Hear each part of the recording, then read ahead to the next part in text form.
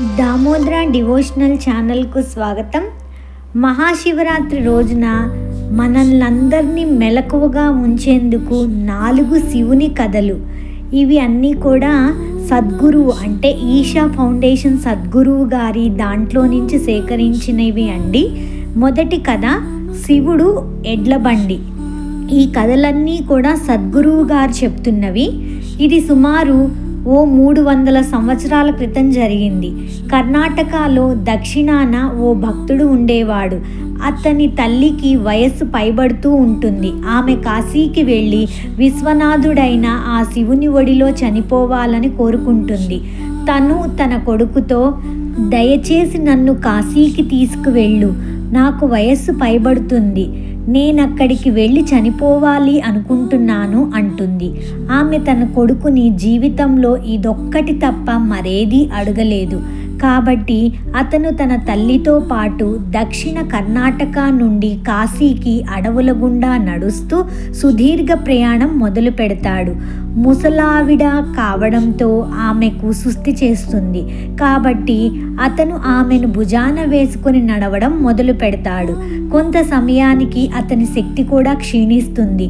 ప్రయాణాన్ని కొనసాగించడానికి అతనికున్న ఒకే ఒక మార్గం శివ. ఈ ఒక్క ప్రయత్నంలో నన్ను ఓడిపోనీయకు తండ్రి. నా తల్లి నన్ను అడిగిన ఒకే ఒక కోరిక ఇది, దీన్ని నెరవేర్చనివ్వు. నేను తనని కాశీకి తీసుకువెళ్ళాలి. మేం అక్కడికి వస్తున్నది నీకోసమే కదా, దయచేసి నాకు బలాన్ని ఇవ్వు అని వేడుకొనడమే తప్ప ఇంకేం చేయగలను అని చెప్పి కోరుకున్నారు. అలా నడుస్తుండగా అతనికి వెనుక నుండి వస్తున్న ఓ ఎద్దుల బండి గంట శబ్దం వినిపిస్తుంది. ఆ పొగమంచులో నుంచి ఓ ఒంటెద్దు బండి వస్తూ కనబడుతుంది. కానీ ఒంటెద్దు బండ్లను కేవలం చిన్నపాటి ప్రయాణాలకు మాత్రమే వాడుతారు. అడవుల గుండా సాగే సుదీర్ఘ ప్రయాణాలకు ఎప్పుడూ కూడా జోడెద్దుల బండినే వాడతారు. కానీ మనం బాగా అలసిపోయినప్పుడు ఈ చిన్న చిన్న వివరాలు పట్టించుకోము. ఎద్దుల బండి దగ్గరకు వస్తుంది. కానీ పొగమంచు వల్ల ఇంకా అతను పూర్తిగా వస్త్రాలతో కప్పబడి ఉండడం వలన ఇతను ఆ నడిపే అతని ముఖం చూడలేకపోయాడు. అప్పుడు ఈ భక్తుడు, మా అమ్మకి బాగోలేదు, ఖాళీగా ఉన్న మీ ఎద్దుల బండిలో మమ్మల్ని ప్రయాణించనివ్వండి అని ప్రాధేయపడతాడు. అతను సరే అని తల ఊపుతాడు. ఇద్దరూ బండి ఎక్కుతారు. బండి ముందుకెళ్లడం ప్రారంభిస్తుంది. కొంత సమయం గడిచాక ఈ భక్తుడు అడవి మార్గంలో కూడా ఈ ఎద్దుల బండి ఎంతో మృదువుగా వెళ్ళడం గమనిస్తాడు. అప్పుడు అతను కిందకి చూస్తే బండి చక్రాలు తిరుగుతూ ఉండవు, అవి ఆగిపోయి ఉంటాయి. అయినా సరే బండి వెళ్తూనే ఉంటుంది. అప్పుడు అతను ఎద్దు వైపు చూస్తాడు. ఆ ఎద్దు కూర్చుని ఉంటుంది. అయినా సరే బండి వెళ్తూనే ఉంటుంది. అప్పుడు అతను నడిపే అతని వైపు చూస్తాడు. కేవలం వస్త్రాలు మాత్రమే కనపడతాయి, లోపల మనిషి ఉండడు. తన తల్లి వైపు చూస్తాడు. తన తల్లి, మూర్ఖుడా, మనం ఆయన వద్దకు చేరేశాం, ఇక ముందుకెళ్లాల్సిన అవసరం లేదు, ఇదే ఆ చోటు, ఇక నేను వెళ్తాను అని అక్కడే శరీరాన్ని వదిలేస్తుంది. అయ్యో, ఇంకా ఆ ఎద్దు, బండి, ఇంకా నడిపే అతను అందరూ మాయమైపోతారు. ఎంత అదృష్టమో కదండి ఆ తల్లిది, ఆ బిడ్డది. ఆహా, ఓం నమః శివాయ. ఇక ఇతను గ్రామానికి తిరిగి వస్తాడు. అందరూ ఇతను చాలా తొందరగా వచ్చాడు, తన తల్లిని కాశీకి తీసుకువెళ్ళుండడు, తనని మధ్యలో ఎక్కడో వదిలేసుంటాడు అనుకుంటారు. వాళ్ళతన్ని, మీ తల్లిని నువ్వు ఎక్కడొదిలేశావు అని అడుగుతారు. అతను, లేదు, మేం వెళ్ళాల్సిన అవసరం లేదు, ఆ శివుడే మా కోసం వచ్చాడు అంటాడు. వాళ్ళు, ఇదంతా చెత్తవాగుడు అంటారు. అతను, మీరేమనుకున్నారు అనేది నాకు అనవసరం, ఆయన మా కోసం వచ్చాడు, నా జీవితం వెలిగించబడింది, నా మనస్సాక్షికి ఇది తెలుసు, మీకది తెలియకపోతే అది మీ సమస్య అంటాడు. అప్పుడు వాళ్ళు, అయితే మాకు ఆయన నిజంగా నీ కోసం వచ్చాడనడానికి, నిజంగా నువ్వు ఆయనను చూశావనడానికి మాకు ఏదో ఒక రుజువు చూపించు అంటారు. అతను అదంతా నాకు తెలియదు, ఎందుకంటే నేను ఆయన్ను చూడలేదు. నేను కేవలం ముఖంపై ఉండే వస్త్రాన్ని మాత్రమే చూచాను, లోపల ముఖం కనబడలేదు, అక్కడ ఏమీ లేదు అంటాడు. అప్పుడు ఉన్నట్టుండి అందరూ ఈ వ్యక్తి మాయమైపోవడాన్ని గమనిస్తారు. వాళ్ళకు కేవలం అతని వస్త్రాలు మాత్రమే కనపడతాయి. అతను దక్షిణ భారతదేశంలో గొప్ప ముని అవుతాడు. ఆయన ఎక్కడికి వెళ్ళినా సరే అందరూ ఆయన్ని శూన్యముఖంగా గుర్తించేవారు. అలా అతను అందరి మన్ననలు పొంది ఒక రోజున శివైక్యం చెందారు.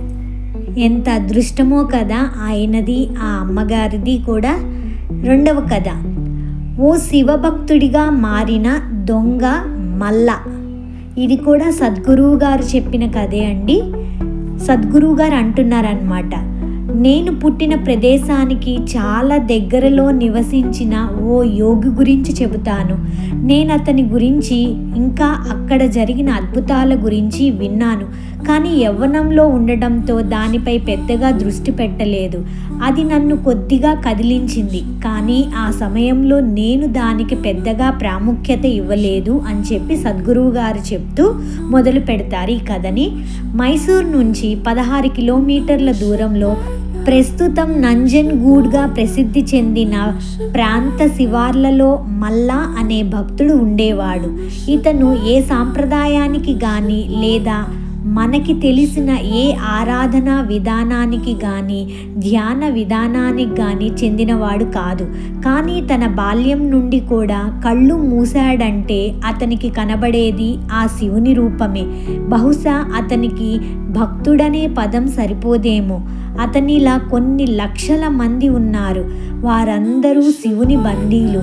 వాళ్లకు వేరే ఎంపిక లేదు. బహుశా నేను కూడా ఆయనచే బంధింపబడిన వాడినేనేమో. మేం ఆయన్ని ఆశ్రయించలేదు. ఎవరిని ఆశ్రయించడానికి ఒప్పుకోలేనంత అహంకారం. అయినా సరే ఆయనచే బంధింపబడ్డాము. శివుడు ఓ వేటగాడు. ఆయన కేవలం జంతువులనే కాక మనుష్యులను కూడా పడతాడు. ఇతను వారిలో ఒకడు. మల్లకి శివుని గురించి ఏమీ తెలియదు. అతను ఎటువంటి పనిని కానీ కళని కానీ నేర్చుకోలేదు. ఎవరినైనా ఆపి తమ దగ్గర నుంచి తనకు కావాల్సింది తీసుకోవడం తప్పని అతనికెప్పుడు అనిపించలేదు. కాబట్టి అతను సరిగ్గా అదే చేస్తుండేవాడు. అందరూ అతనిపై బందిపోటు అనే ముద్ర వేస్తారు. ప్రజలకున్న ఏకైక అరణ్య మార్గంలో అతను నిత్యం బందిపోటు దొంగతనాలకు పాల్పడుతూ ఉండేవాడు. అతనిలా బెదిరించి లాక్కునే చోటు కల్లన్న మూలై అని ప్రసిద్ధి చెందింది. కల్లన్న మూలై అంటే ఆ దొంగ యొక్క ప్రదేశం అని. మొదట్లో అందరూ అతన్ని శపించేవారు.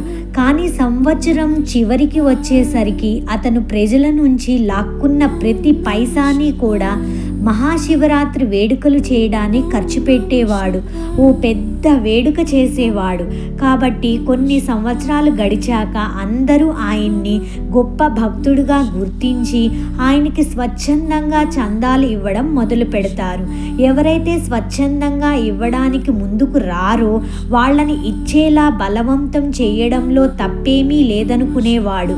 కొన్ని సంవత్సరాల తర్వాత అన్నదమ్ములైన 2 యోగులు ఆ దారిన వస్తారు.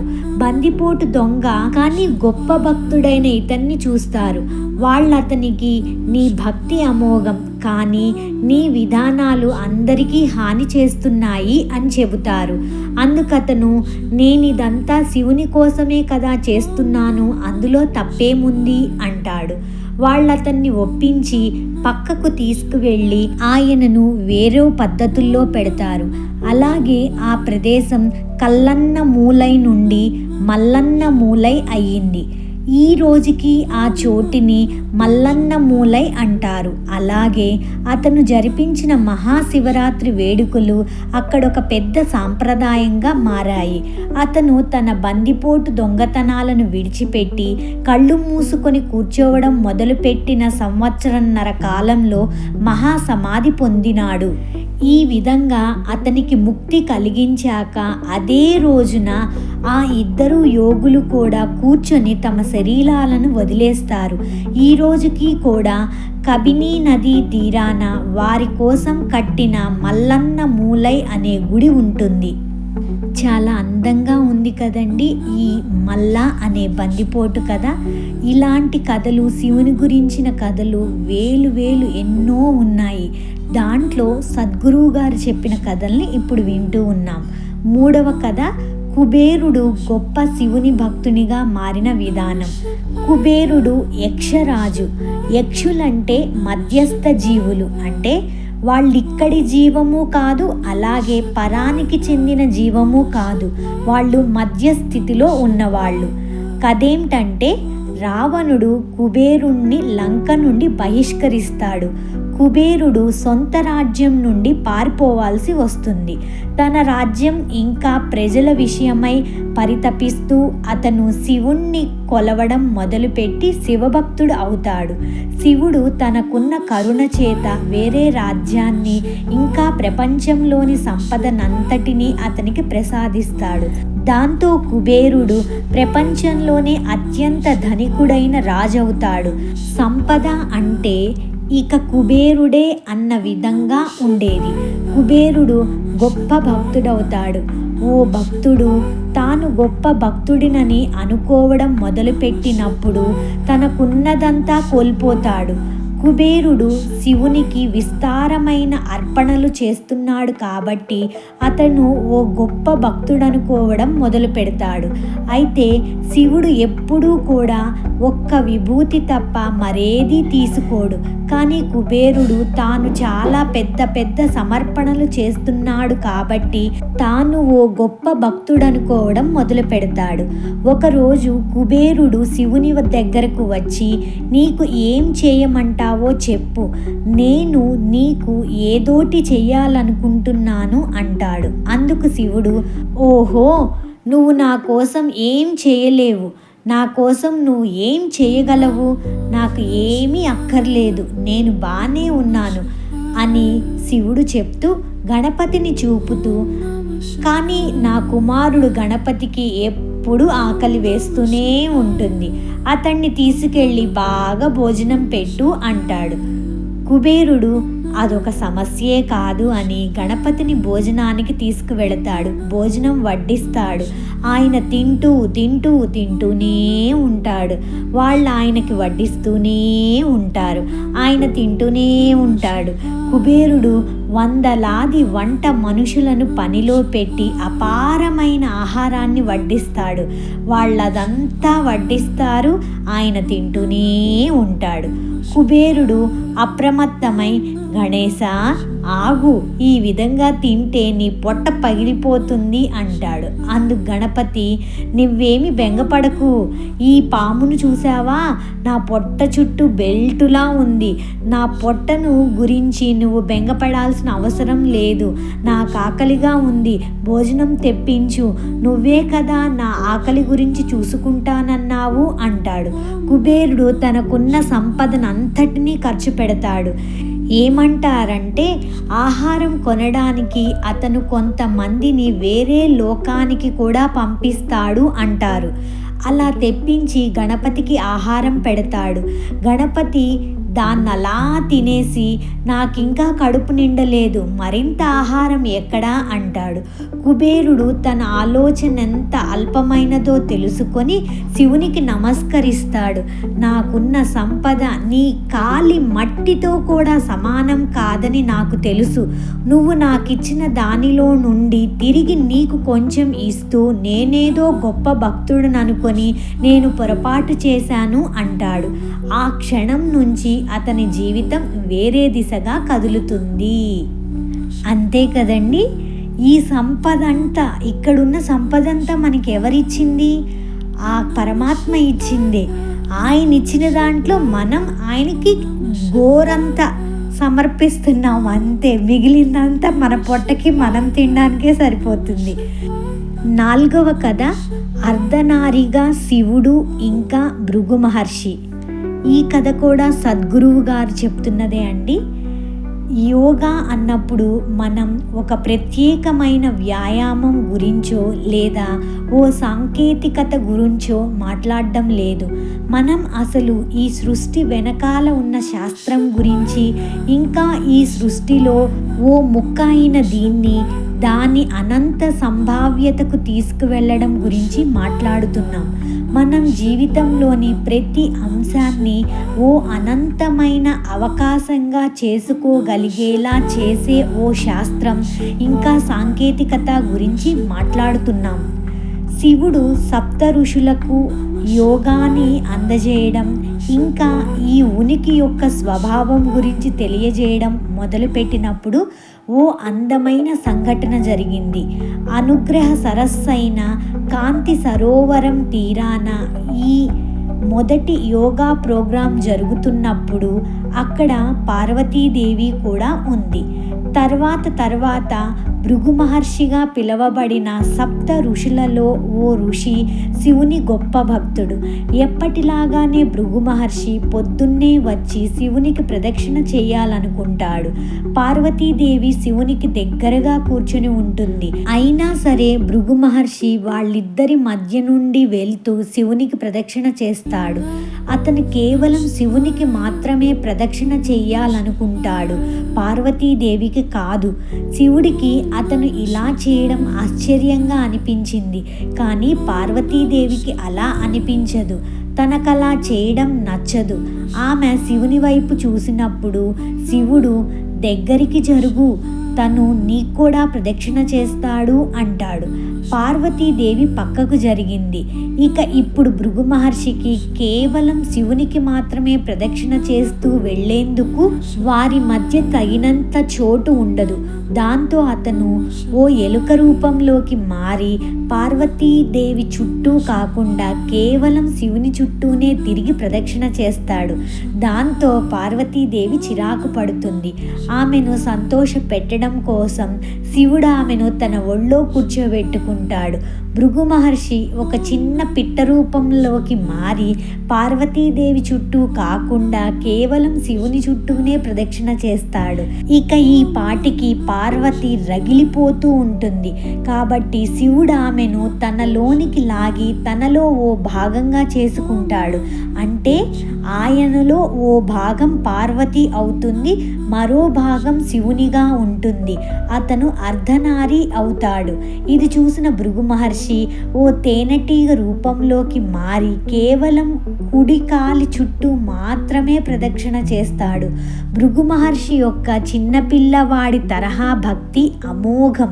కానీ అదే సమయంలో శివుడు భృగు మహర్షి తన భక్తిలో పడి ఈ సృష్టి యొక్క అంతిమ స్వభావాన్ని తెలుసుకోవడంలో విఫలం అవ్వకూడదనుకుంటాడు.